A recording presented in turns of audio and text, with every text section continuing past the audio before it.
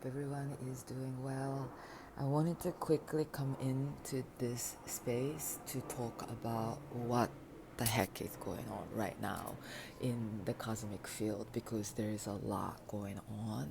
And when there's like busy activities going on in the cosmic realm, I receive downloads of information too, and my mind buzzes and right, it gets kind of all over the place. But it's I feel like it's an important energy that I want to discuss and talk about because there is a packed energy to unfold right now, or we are under right now, that is really helping us to push through, to break through from the old outdated version of ourselves. That's what I'm seeing about these clusters of Taurus energy happening in the cosmic field right now.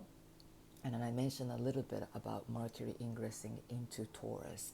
And then I didn't talk about the whole story of Mercury, but I think it's good to refresh or to hear about what Mercury went through. Mercury went into Aries on March 9th, depending on some parts of the world, March 10th, March 9th.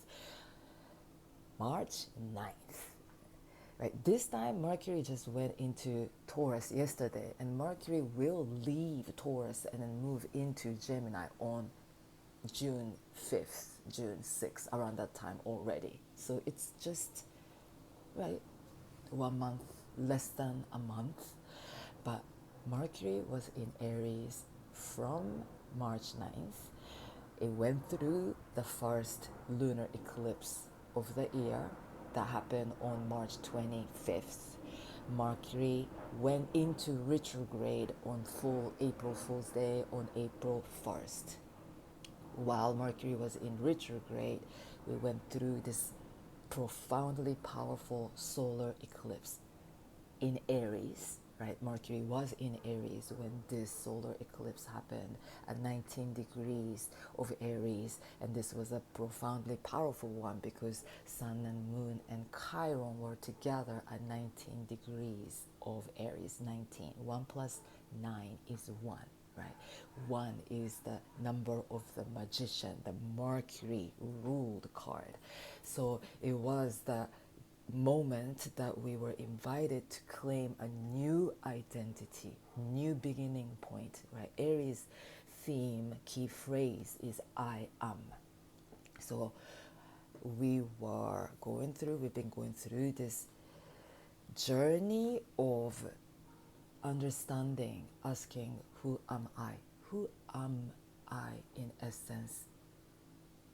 Rather than what we think who we are, or beyond all the stories that we've accumulated through our point of birth in this lifetime, right?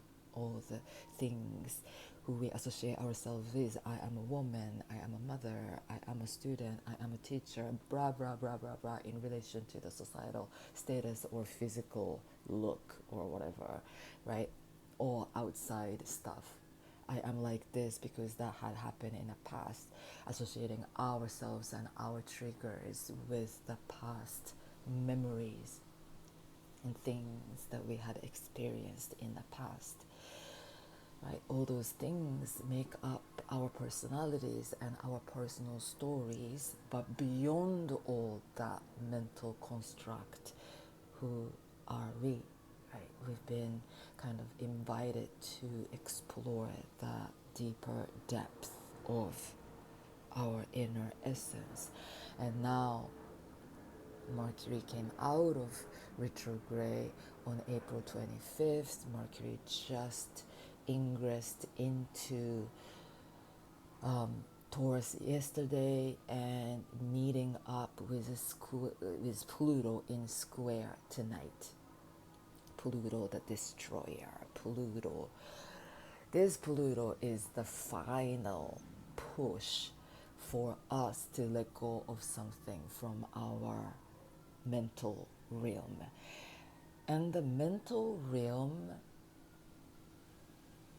the realm that the Mercury governs is not only limited to how we think, how we communicate, how we exchange information, how we receive, how we express, all the, yes, those are Mercury themes, right? How we think usually depends on the information that we gather. It depends on how, what we believe, what we, how we perceive, blah blah blah, right? But Mercury governs the realm of our underworld, deep inner psyche, and usually unconscious, subconscious realm of the mind as well. Mercury is the planet that can be benefic or malefic depending on what the Mercury sits with or how Mercury is aligning with. Mercury goes into the underworld realm where it's invisible from the earthly realm, just like how it goes down into that retrograde 3 or 4 times a year, right? Mercury is the planet that can take us into the heaven or the hell. I'm not saying hell as the shadow. It's the bad, the evil. No, I'm just saying it's the archetypal relationship of the dualistic nature of light and dark and all that ups and downs, yin and yang and all that, right? So Mercury not only governs our mind, governs our brain, how we think, but it governs our inner wisdom, right? It's about the ancient wisdom that we carry from the dawn of our time. It is the memories of the past lifetime. It is our magic. It is our alchemy. It is this power that we hold deep in our psyche. Within our psyche there is cosmos, there is this universe that lies within, and the more that we explore who we are within that depth, right, we find a total new perspective on who I am, right? I am the whole, I am the universe, I am undeniably indivisible from the wholeness of the cosmos, the creator, the God. I am God, you are God, we are gods, forgetting and wrapped around with the like the skin of the humanness and all of that. But this is an opportunity to wake up, right? Wake up and realize how we've been sleeping and how we've been unconscious of certain nature, certain essence, certain magic, certain power that we hold within. When we realize that truth, all the stories that we've accumulated and wrapped ourselves up with starts to fall apart in a way, because we don't have to protect ourselves in a shell. Our mind tends to build up, right, the wall of separation, wall of security, because our mind tries to protect us, but it also blocks us and put us in a cage of a tiny perception, right? So this is an opportunity to break free from something under Mercury Square Pluto and under this profound energy of Jupiter Sun conjunction that happens only once a year. And Jupiter and Sun coming together, right? Jupiter aligning with the heart of the Sun. Jupiter is the massive, number one biggest, massive, gigantic planet within the solar system, aligning with undeniably massive star, the Sun, the centaur, the soul, right? The Almighty, the great god, the sun Ra. There is this profound wake up call is happening at the same time. Venus and Uranus coming together. This is like, be open to the surprises, be open to the possibilities, right? When we're thinking some kind of a way, certain way, I saw a post. It said each mind is different universe, and it made me think sometimes our mind traps us in a little corner of the universe, thinking that corner of the universe is everything to us. Mind traps us in this kind of illusions and delusions, right? This is the only possibility, or this is the only way, and then if I don't get it this way, my life is over, right? It's the right, the end, or like we cling on to so much to the situations or this or that, people, blah blah blah, attachments, right? Attaching us to that tiny corner of the universe, forgetting the whole entire vision of this infinity, right? Eternity.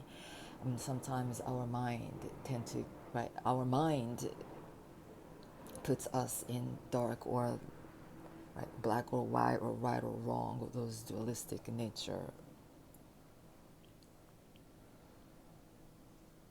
of the physicality of this reality that we live inside of. But when we connect to more of that spirit, the higher truth realm, there is only neutral energy, right? Through the neutrality, we can access the infinity. And the more that we kind of like, we want to loosen up our mind again and again, whenever we get kind of stuck in certain idea or certain behaviors or certain way of thinking, this is the time that we want to loosen up. We want to melt our mind. We want to keep our mind dull a little bit, to like zone out, to be easy quality of that neutrality, right? Neutral reality is very kind of, it keeps us in an easy space, right? All phenomena is neutral.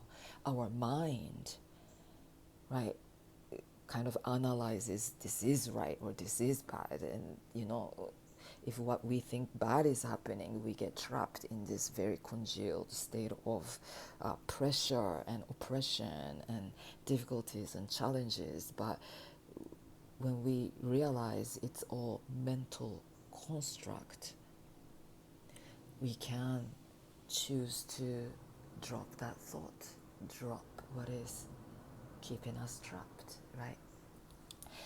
So just a thought to keep in our mind, because this is such an expansive open portal, beautiful, beautiful energies, and Sun and Jupiter meeting together, 28, 29 degrees of Taurus in sextile with Neptune, the dissolver of boundaries, between this realm of reality, between that unseeable realm of mystery. The veil is thin, and we are realizing how massive that we are, and we belong to that infinity. We belong to that space beyond what we can even imagine, right?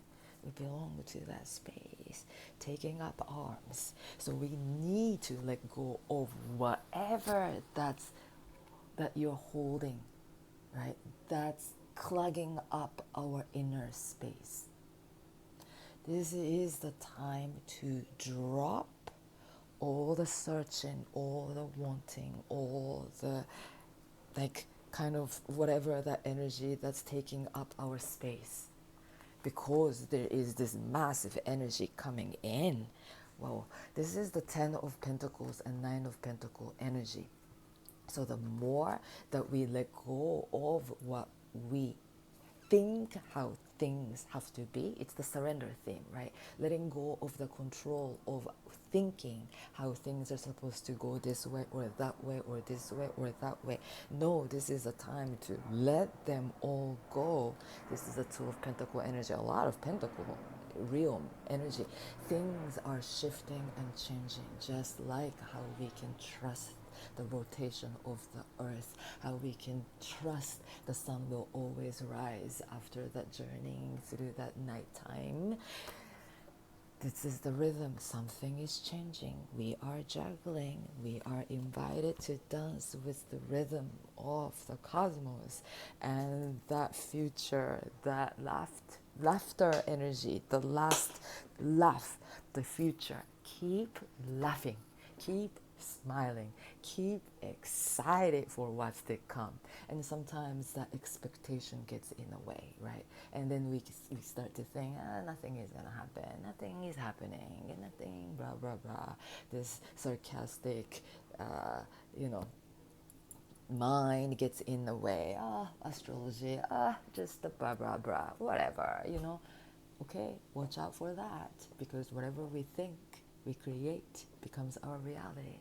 So may we be open to the infinite possibilities, be neutral, let go of control, let go of the dreams of control, right? There is nothing that we can control. It's just our ego wants to keep everything under our control, but that itself is just an illusion, right? That we hold on to, we try to hold on to, but it's just a dream. Everything is a dream. Life is a dream. So may we have good dream, smiling and laughing and knowing that everything will work out good at the end, no matter what. Trusting that the universe has a better plan for us, and whatever that chaos that we're witnessing is the process, is the part of that evolution, transformation for that greater, better future for the humanity, right? Thank you so much for listening. Peace, peace, peace. Wishing you all the great abundance and beauty and magic.